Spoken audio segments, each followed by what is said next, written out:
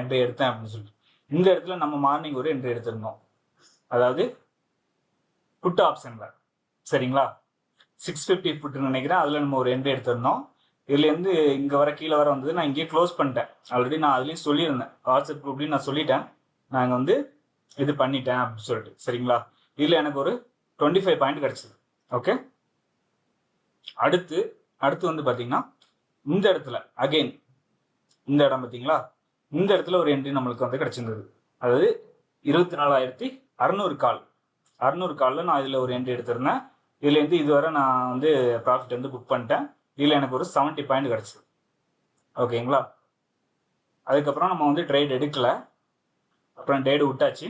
அப்புறம் ஏன்னா ஃபுல்லாக சைடு வேஸில் போயிடுச்சு, அதோட முடிஞ்சது நம்மளோட ட்ரேடு, மார்னிங் ட்ரேடு. ஓகே, அவ்வளோதான் முடிஞ்சது. அதுக்கப்புறமா செகண்ட் ஹாஃபில் நான் என்ன பண்ணேன்னா, நான் இதுலேருந்து ரிவர்சல் எதிர்பார்த்தேன். இதுலேருந்து ஏன்